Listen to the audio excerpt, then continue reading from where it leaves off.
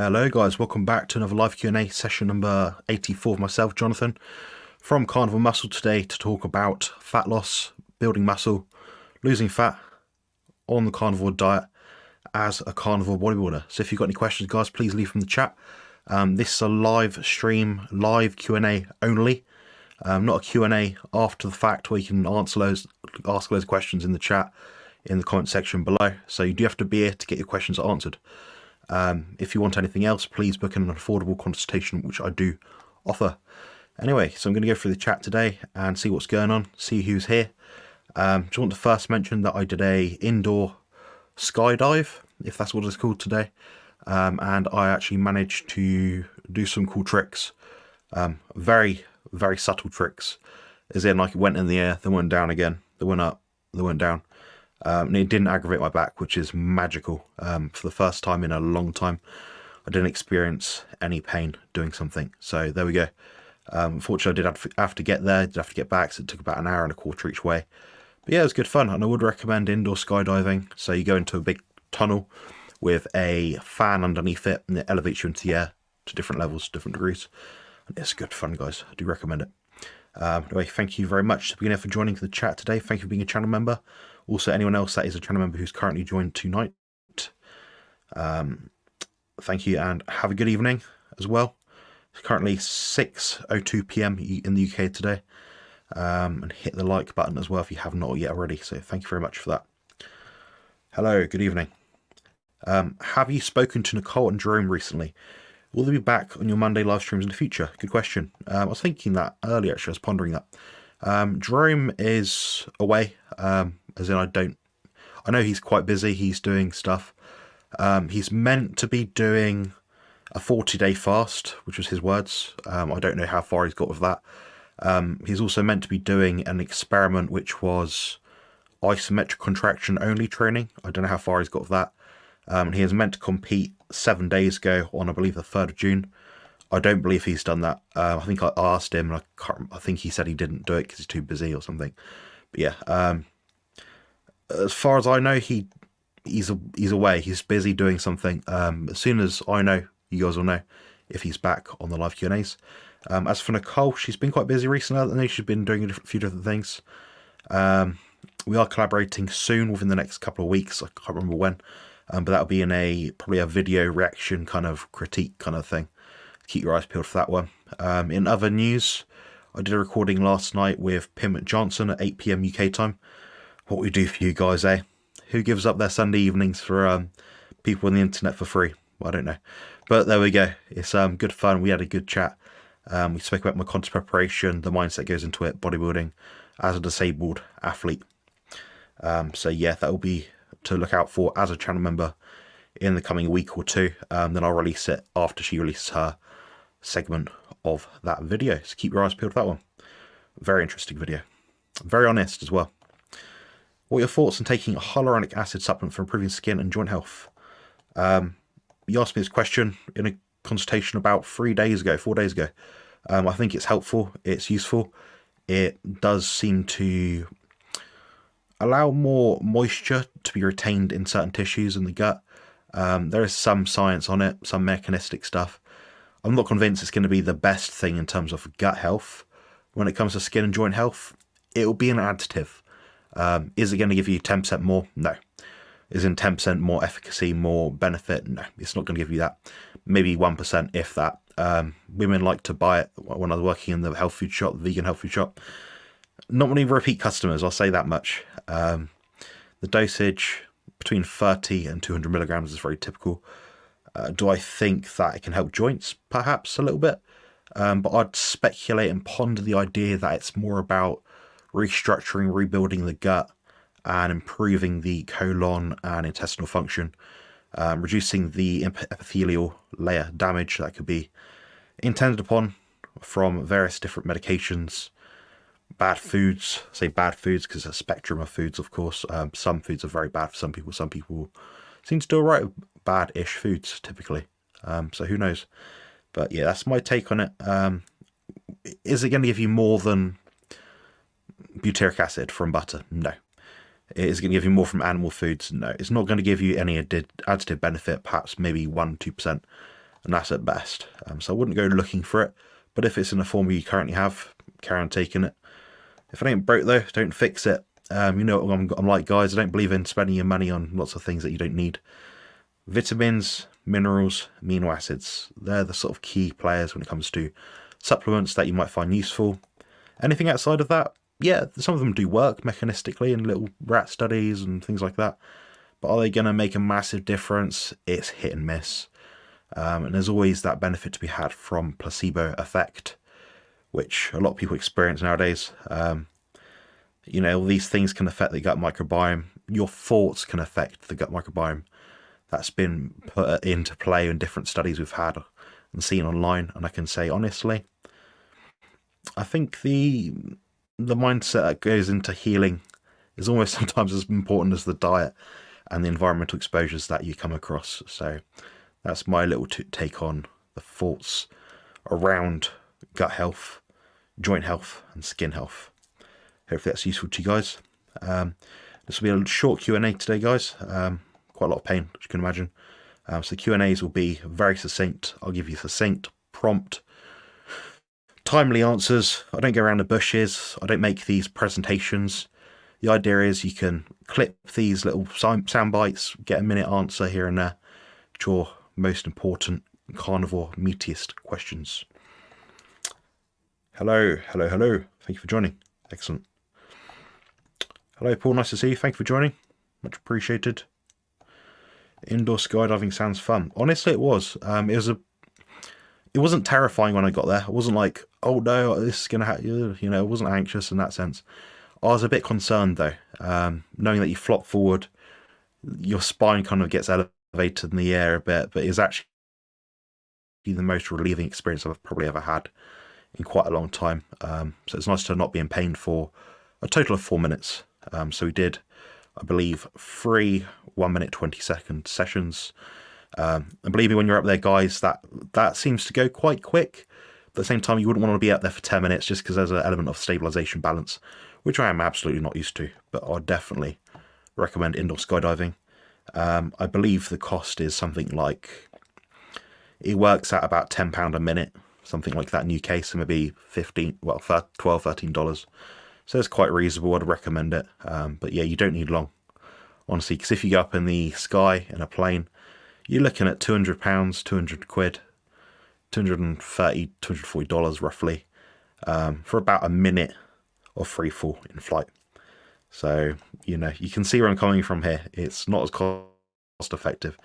But I went with my brother's friend who's called Jordan, and it was really good fun. He looked after me. He made sure that I had no issues going into it. No extra pain. He was very cautious. So I do recommend getting a good instructor if you can at all. On a positive note, my weight has finally gained. I finally gained a bit of weight. It's hard to know how much of it is water and inflammation and fat. Probably gained half a kilo of fat, maybe. Then probably gained about 3 kilos of water, which I desperately needed because I've been very dehydrated. So my weight is hovering right now around 95 to 96 kilos on show day, apparently. If I had to guess, 90.5, 90.8 kilos on show day, so about 200 pounds. But it was a good 200 pounds, guys, compared to what I've seen in the past from my former self as a competitive bodybuilder. I was quite shocked what I brought to the stage for that body weight. It looked significantly more. It looked like 220, 230 pounds. So I'm very pleased with the outcome there. Are you currently implementing a strategic post-competition eating plan? I'm a bodybuilder. I'm a carnivore bodybuilder. I have to be more strict than most people. My post-competition eating plan is very strict. I haven't yet had a cheat meal. As in, I've not had a meal which is cheating off plan. Because I know people get pedantic about the terminology and the nuance. But yeah, I'd say I've had normal food, carnivore foods, animal foods. The worst thing I think I've eaten, probably a bit of sauce. I had some gochujang. Can't pronounce it. I'm not great with languages, in that, like Asian languages anyway. It's like gochujang sauce, which is like a sweet chili sort of sauce, on some chicken about a week ago, which is quite nice. But outside of that, I've remained carnivore. Same foods. Been having a few more like deli meat style things, but nothing too crazy at all. Nothing which you would call absolutely not carnivorous. So there we go. Dairy's gone up a little bit, but I've got a bit of extra food in me which I desperately need. Just to feel a bit more normal again. Yeah, that's pretty much it. Same sort of food, same sort of diet. Training 3 times last week. Very light, very easy on the joints. Nothing additional. Yeah, this next week, so we're currently on Monday. Tomorrow I'm training, I believe, a push day. Ramping up training a little bit, maybe 10% harder than last week. And it's just the way it goes until my body feels a bit more back to normal. So yeah, good question. There's your answer. Cheers. Thank you very much for joining as well. I do encourage you to join as well, Andy, 828, for a cheap fee of 99 pence per month, if you haven't yet already, because I don't usually open this up to the guests. It's usually just a live Q&A for the channel members only. So it's worth it for £1 a month, guys. Come on. Is it a good idea to add butter to lean meat to increase satiety?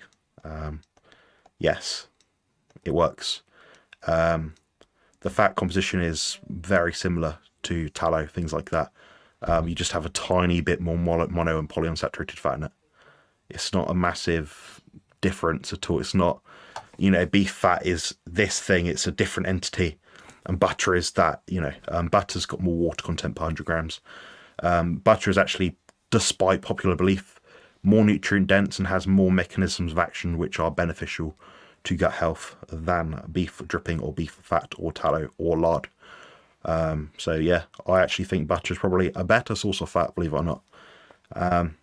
Then you get people argue and say, yeah, but it's like, look at the science yourself, look at the data. The data does prove, beyond doubt, butter does have more, mechanistically speaking, a bit reductionist, I know, but more advantageous ingredients in it, which are great for gut health, especially if it's raw butter as well. But yeah, that's my take on it. And butter also tastes kind of creamier, it's a bit nicer, so I do enjoy that myself. The only problem is some people like to eat a lot of butter, and I've known some people like that, but the reality is if you're eating enough meat with enough fat, you tend to not overeat it.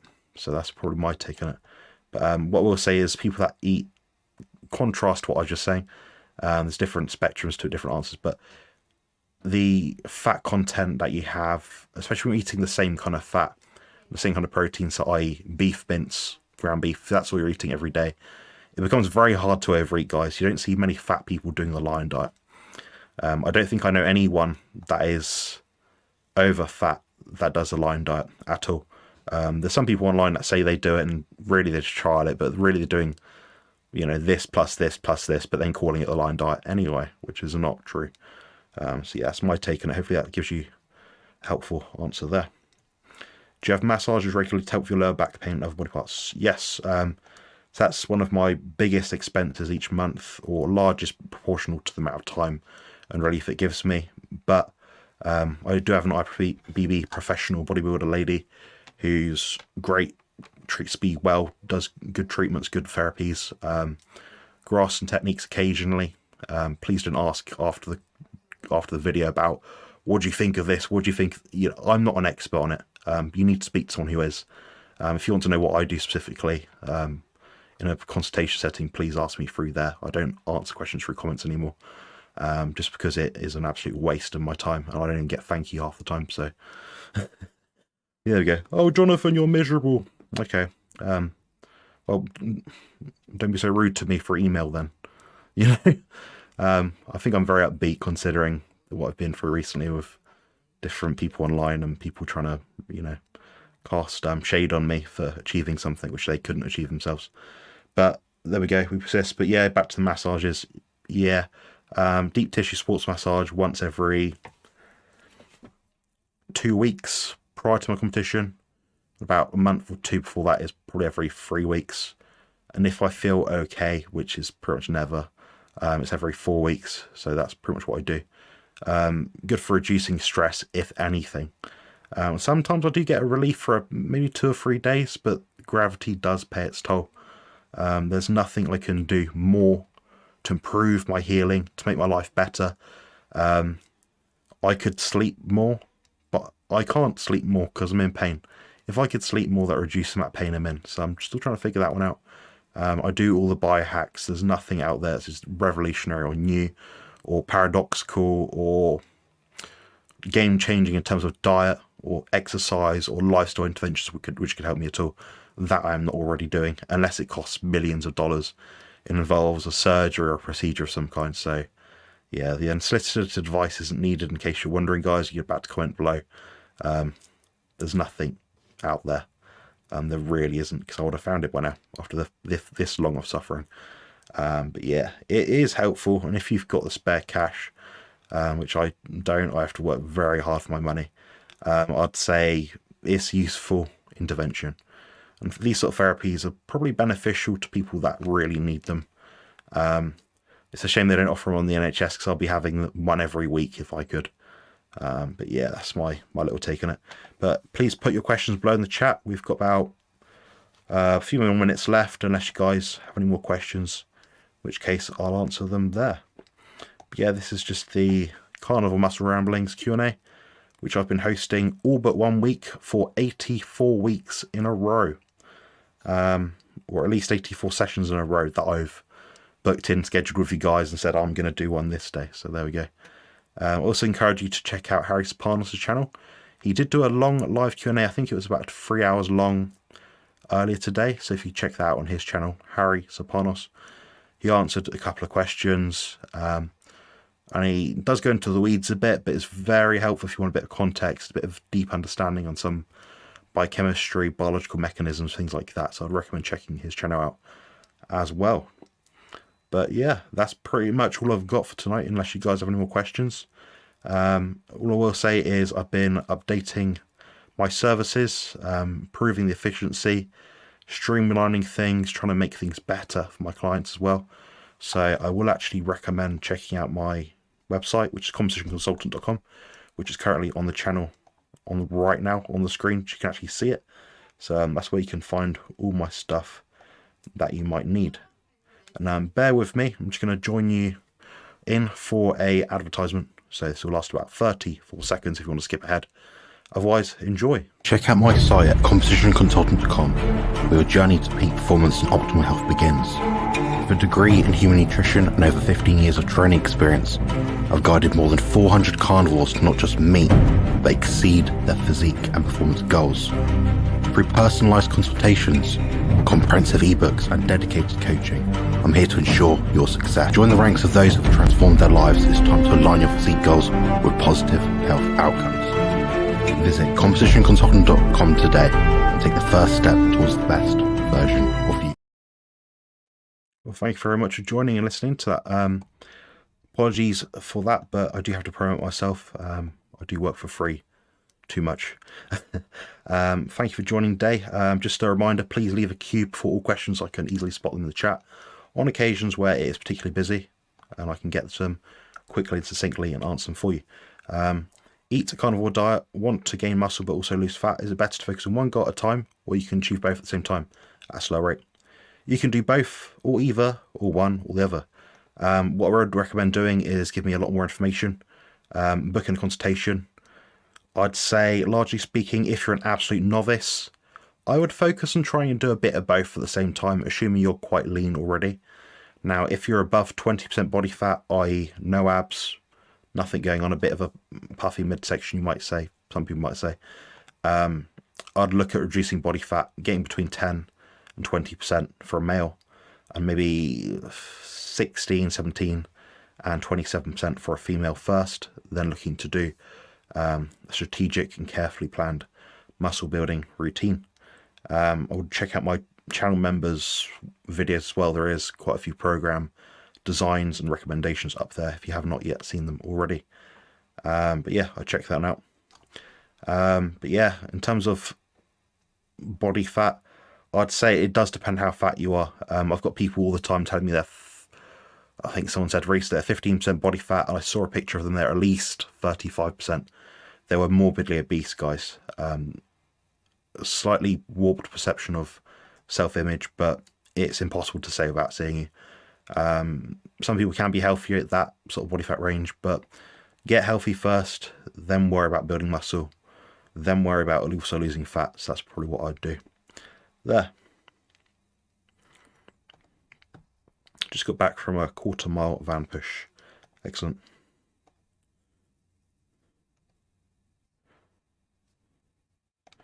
There we go. No rain hit tonight here, guys. We've done quite well.